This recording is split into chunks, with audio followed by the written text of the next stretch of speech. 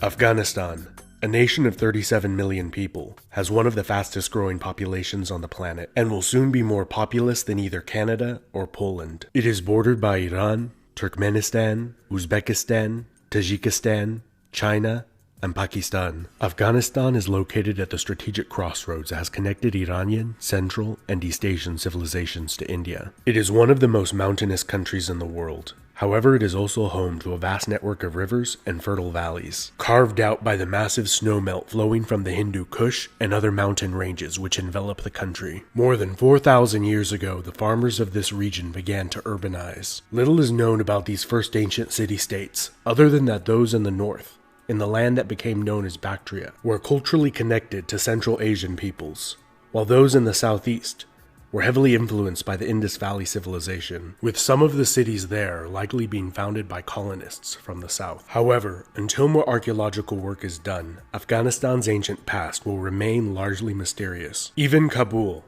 the current capital of Afghanistan, is likely to have been near continuously inhabited for more than 3,500 years, with the exact origin and people who built it unknown. Sometime during the 7th century BC, the Medes, a northern Iranian people, were the first to conquer and unite this land under their rule, which lasted approximately a little over a century. They were overthrown by the closely related Achaemenid Persians, who divided the empire up into satrapies, or provinces. By the time of the conquests of Alexander the Great, Persian people, language, culture, and religion were prevalent in what is now Afghanistan, with sizable Buddhist and Greek minorities who the Persians had resettled from their western provinces in the preceding centuries. Alexander faced some of the most formidable resistance of his conquests in Bactria, which is likely the primary reason he married the Bactrian princess Roxana, with whom he had a son, also named Alexander, which secured the allegiance of much of the Bactrian nobility and people, and access to India through the strategically important Khyber Pass. Alexander also founded several Greek colonies in the region that later became important political, commercial, and military centers. The Macedonian general Seleucus and his descendants ruled over much of the eastern portion of Alexander's empire in the years following his death at the age of 32. Control over Bactria and the Indus River Valley was tenuous at best. Before 300 BC, much of this territory had been lost to the Indian-Mauryan Empire of Chandragupta. In the peace that followed the war between the two empires, Chandragupta married Seleucus's daughter and gifted his father-in-law 500 trained war elephants, which he used to great effect in his wars in the west. Not long after, the Greek cities of Bactria overthrew Seleucid rule, establishing a wealthy kingdom that controlled much of the land trade to and from China and India. They were able to withstand a major Seleucid invasion and a nearly 3-year-long siege of their capital city of Balkh, causing the exhausted Seleucids to sue for peace. Over the next 2 decades, the Seleucid Empire was also greatly weakened by the rise of another one of their former vassals, the Arsacid Parthians. In the southeast, the Mauryan Empire collapsed. The Greco-Bactrians were then able to effectively fill much of the power vacuum left by these two empires. But their success was halted by internal division. As much of the army was in India, expanding Greco-Bactrian territory, the king was overthrown by a usurper, splitting the empire into 2 kingdoms, which both experienced several decades of relative stability and prosperity, and the flourishing of a culture that was a unique amalgamation of Greek, Iranian, Indian, and other Central Asian cultures. After the Greco-Bactrians suffered a series of severe military defeats by the Parthians, they were overrun by successive waves of nomadic invaders. The most powerful of these tribal confederations were the Uz and the Saka, or Scythians, who established control over the lower Indus Valley. The Uz settled in Bactria and largely assimilated with the local people over time. After the waves of nomadic invasions calmed down to some extent, the Parthians then conquered much of the east, up until the Indus River. The Parthian Arsacid dynasty was very hands-off in their style of governance, and were content as long as taxes were paid and men supplied to the army when needed. And as they became increasingly focused on halting Roman expansion into Mesopotamia, the Parthian noble family that had defeated the Scythians and had seized control over the Indus River seceded from the empire, establishing the Suren kingdom, or more commonly called the Indo-Parthian kingdom. And although they ceased to pay taxes, and their king claimed equal status to the Parthian Great King, the two states appear to have been allies and deeply involved in each other's politics. In the north, the Greco-Bactrian people and Uz tribes formed the Kushan kingdom, and became an empire at the expense of the Parthians, and then expanded deep into Central Asia and the Indian subcontinent. The Kushans worshipped Greek as well as Hindu gods, but gradually over time, Buddhism became more prevalent and was widely promoted within the empire's borders, and even without, with Buddhist merchants and missionaries traveling to Han China, which many believe were the first to introduce Buddhism to China. The Kushan Empire was the crossroads of the world. Manufactured goods from as far away as China, Rome, and Aksumite Ethiopia would have been common sights in the great cities of the Kushan Empire. In the west, the Parthians succumbed to internal infighting which allowed the Sassanid Persians to overthrow them. Viewing themselves as the re-establishment of the ancient Achaemenid Persian Empire that Alexander had toppled, the reinvigorated Persians successfully campaigned to the north, south, east, and west, quickly overrunning the Kushan Empire, and established the Kushan Shahs as vassal kings of a greatly diminished territory, and were gradually stripped of their military and administrative power. During the intermediate period of Sasanian decline, the nomadic Kidarites and then Hephthalites gained control over the eastern portion of the empire, and like the Yuezhi before them, they largely adopted much of the local culture before being reconquered by the Sasanians. It was during Sasanian rule that the first recorded instance of the term Afghan was made in reference to the people inhabiting the mountainous eastern provinces of the empire, and is likely derived from the Pashtun ethnic group, which is the largest in Afghanistan. By the time of this region's conquest by the Arab caliphates, Buddhism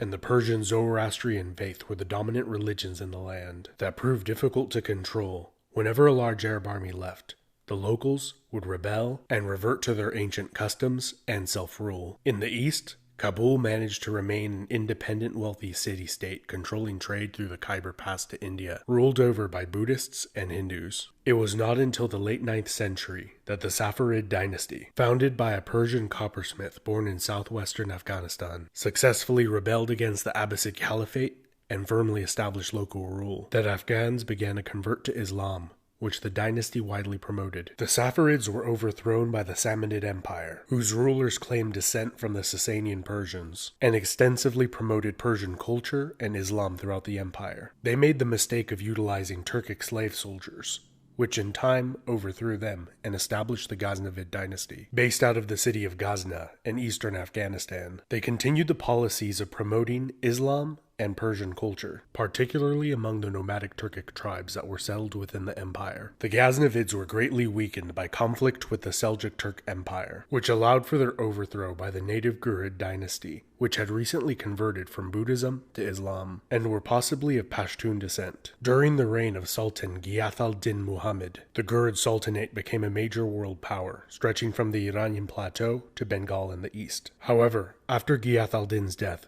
the empire fell into infighting, and was rapidly conquered by both the Delhi Sultanate in India and the Empire of Khorasan, both of Turkic Mamluk origin. Only 15 years after their conquest of the Ghurid Sultanate, Khorasan was overrun by the Mongol Empire of Genghis Khan, who frequently massacred the populations of cities that did not immediately surrender. The Mongol Empire split into several successor states not long after their conquest of the region. The Il Khanate, as the name coincidentally implies, fell ill and was ravaged by the plague, wiping out much of the Mongol royal family and army. And as the Il Khanate fragmented into many small states, the Tajik vassal princes of Herat established a sizable kingdom for a short time. All of these small states were conquered by the Turco-Mongol warlord Tamerlane, who inflicted even greater slaughter and destruction throughout the Near East than the Mongols had done a few generations before. Timur frequently used Afghanistan as his base of operations, and his descendants moved the capital from Samarkand to Herat. The century following Timur's death began with peace and prosperity and ended with internal strife and civil war, with its territory being lost to the Uzbeks in the north, the Safavid Persians in the west, and in the southeast the emergent Mughal Empire, which would go on to conquer most of India, claiming descent from Timur and Genghis Khan. Throughout the 17th century, Afghanistan became a largely autonomous buffer zone between the powerful Safavid and Mughal empires. In 1709, the Pashtun Hotak dynasty successfully rebelled and established a short-lived empire by conquering a great deal of Iranian territory. The Safavid Empire was overthrown by the soldier of fortune Nader Shah. He was the son of a common herdsman and one of the most brilliant military strategists ever to have lived. He reconquered Afghanistan and defeated Ottoman and Mughal armies, but his reign was brought short when he was assassinated at the age of 48. One of his cavalry commanders, Ahmed Shah Durrani, was a Pashtun and returned to his homeland, where a Pashtun tribal confederation selected him as their leader. He used his military experience to great effect, conquering those cities that did not join his cause in Afghanistan. And during his long 25-year reign, he successfully campaigned in India 3 times against the Marathas and Mughals, and even sacked their capital city of Delhi in 1757. The Durrani Empire is considered the foundation of the modern state of Afghanistan, and Ahmad Shah Durrani as the father of the nation. The empire declined after they were defeated by the Sikhs and driven out of the Indian subcontinent. However, the greatest factor influencing their decline may have been economic, as trade was cut off to China due to poor diplomatic relations, and the traffic along the ancient land trade routes connecting India, Iran, and Central Asia all but disappeared. This was due to the expansion of the Russian Empire into Central Asia and the dominance of the British East India Company over maritime trade, leaving Afghanistan in a more isolated state than it had been in over 2,000 years, but also a more unified one, with the majority of the country practicing the same religion, Sunni Islam, and the concept of a national Afghan identity became prevalent, regardless of tribal or ethnic affiliation. The Durrani were overthrown by Dost Muhammad Khan, who established the Emirate of Afghanistan. The British, who had largely gained control over India and its revenue, feared that the Russians would take Afghanistan and use it as a staging ground to take India from them. So to preempt the Russians, they invaded instead, and reinstalled the deposed Durrani king on the throne, who was widely disliked. After encountering minimal resistance to their conquest and occupation of the country, the British withdrew most of their troops back to India. The remaining British occupying force was then ambushed and was almost completely slaughtered as they attempted to retreat from the country. In an event that shocked Great Britain and the Western world, the Afghans then reinstated Dost Muhammad Khan on the throne of the country. Nearly 4 decades after the first invasion, the British invaded again. A peace was concluded after both sides suffered heavy casualties. Afghanistan became a British protectorate, with the Afghans maintaining complete self-rule, and the British handling their foreign affairs,